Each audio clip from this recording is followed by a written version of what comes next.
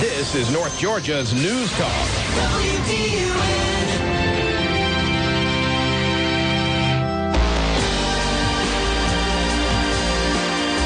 6 minutes after 7 o'clock as we continue this Thursday edition of Game On. You all know how much I love Thursdays. I like Thursdays possibly even more than I like Fridays because of the anticipation of the weekend is very present in me.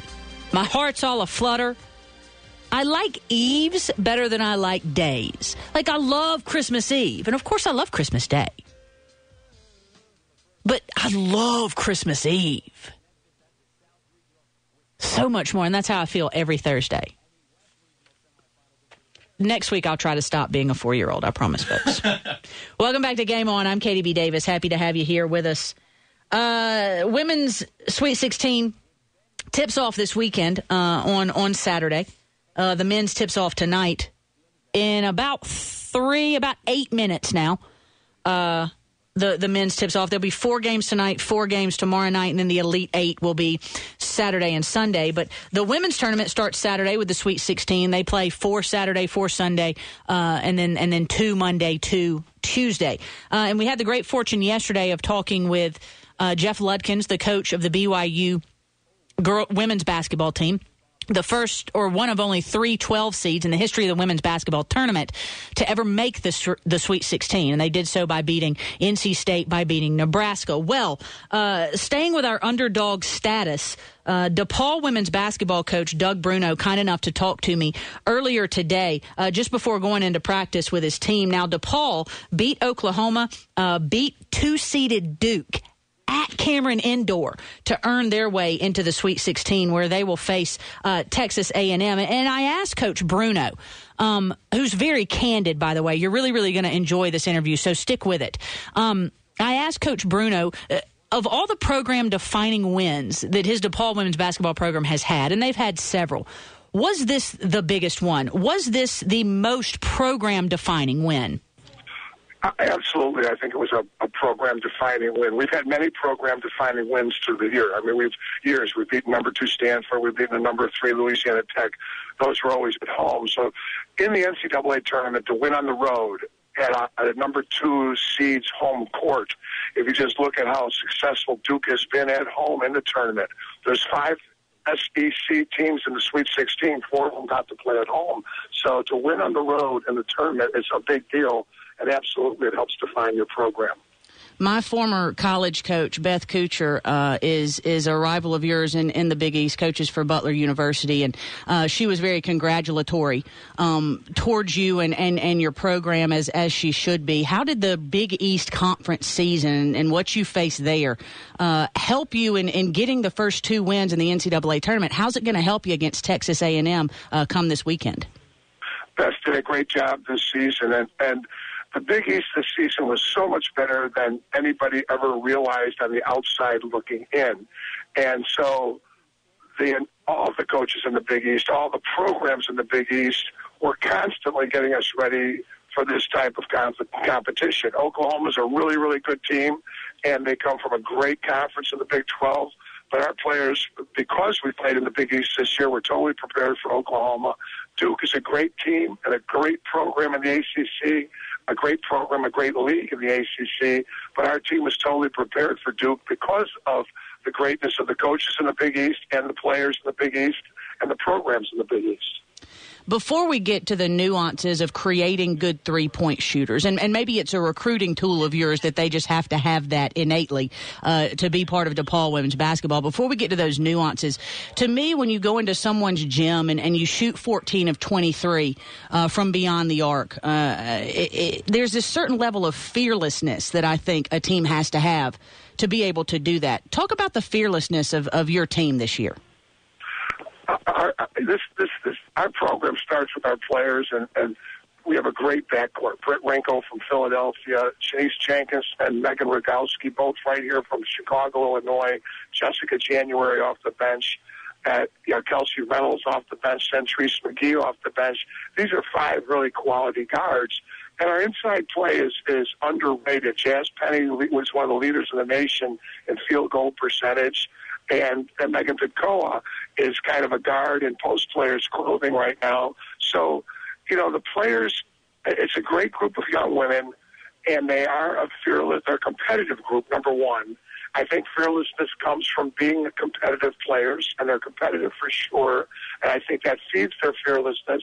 And I think another thing that feeds fearlessness is we believe that the three-point shot exists for the purpose of opening up the court. We don't shoot threes just to shoot threes. We shoot threes so that we can expand the floor and hopefully get the ball inside to our post players and drive the basketball to the rim. That's really why we shoot threes. So that's what the threes are all about.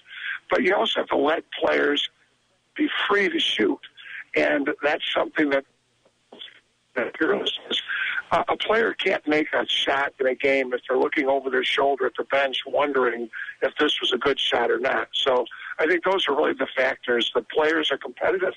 The players, really bring a fearlessness and competitiveness to the game, and I think we let them shoot the ball. You know what? We've got a lot of coaches that listen in to Game On a nightly basis, and I love what you just said. And your players echoed that in post-game comments after the Duke win. We've got the green light. He lets us play.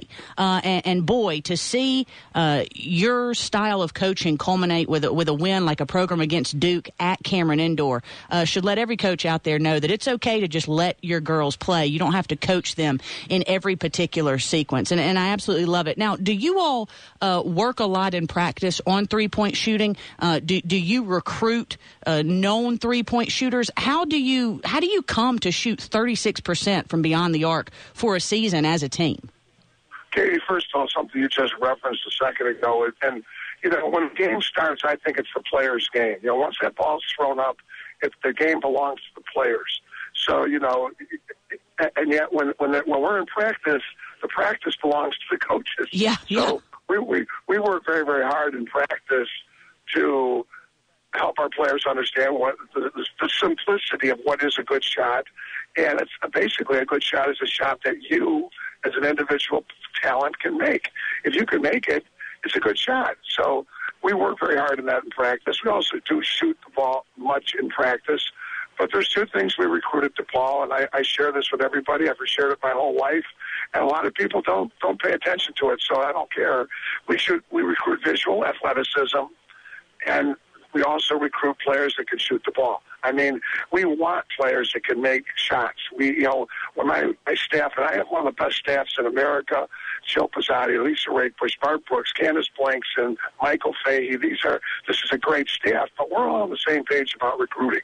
When they come back from a recruiting trip, I ask them specifically, what kind of visual athleticism does the athlete have? How do they make shots? Where do they make shots from? It's called basketball for a reason, and that reason is put the ball in the basket. So we want to recruit players that make shots, and then we think we can coach them up about defense and rebounding and some of the other nuances of the game. But making shots is a really big deal when we recruit. The athleticism you point to, I think, evident in the game against Duke, going to need it against Texas A&M. You all were able to start so fast against Duke, 13 first-half turnovers, and they were forced by you all. Defensive pressure was just unbelievable in that game. Let's fast forward to this Sweet 16 matchup with Texas A&M. How important is it going to be for you all to start off fast again? Well, every game has a life of its own, and every team that you play against is a different team and a different set of matchups. So the Duke matchup, Tricia Liston is a great perimeter player. Well, Jordan Jones is a great player for Texas A&M. She's a defensive player of the year in the Southeastern Conference, 270 assists. This is a really, really special guard, and she's got very, very different than Tricia.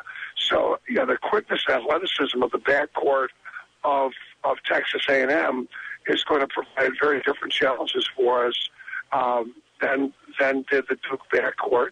And don't forget the Duke backcourt was in a place of injury. But, we've been injured for the last 6 years, so there can't be any excuses at this time of the year. Nobody had any pity parties for us. We were missing some of our Wade Trophy candidates in 4 of the last 6 years. So let's fast forward to Texas A&M. They have a backcourt that is really, really strong top to bottom, and they have a great inside game as well. So, we're going to have our hands full in that we're going to have to be defending 3 guards on the perimeter that are really, really talented. And we're also going to have to, they also have a 6'5" player inside. Their Gilbert is not quite the same level as Elizabeth Williams, but she's still a force in the paint. Coach Bruno, I can't tell you how much it's been a pleasure to talk to you. And I want to say 2 things. First of all, congratulations on making it to the Sweet 16. That's a huge thing in the NCAA women's game, especially if you are a seed lower than a 4 seed, and your team is. But also, congratulations on 600 wins. I know that you got your 600th win against Duke, and that's a pretty darn big deal too. So here's to 601 and a win against Texas A&M in the Sweet 16. I appreciate you. 1 in a row, 600 times. At this time of year, it's 1 in a row, 4 more times. That's fantastic. I love it. Thanks, Katie. All right, we'll talk to you soon. Thank you so much. Bye-bye. I loved getting to talk with DePaul coach Doug Bruno. He was hilarious. And the one thing I appreciated most that he said, because it's very rare that you get a coach to be this candid with you. One thing that I appreciated most that he said, I know that the injury bug has bitten Duke, but it bit us too, and nobody had a pity party for us. You work with what you got. You do what you can do with who you have to do it, and you do it to the best of your ability. I love that he said that. That candid moment right there, just that one little snippet, was unbelievable for me. Now, we will have the interview of the BYU women's basketball coach Jeff Ludkins and the DePaul women's basketball coach Doug Bruno. The interviews with both of them podcasted for you this evening. If you want to share them with whoever, you want to go listen to them again on our YouTube page, just go to YouTube, look up Game On with Katie B. Davis. Tomorrow I will tweet out, Facebook out the links and whatnot, because really great of them to join the show and be as candid as they were. All right, when we come back, we're going to continue our nightly dose of sports talk on North Georgia's News Talk. This is Game On WDUN.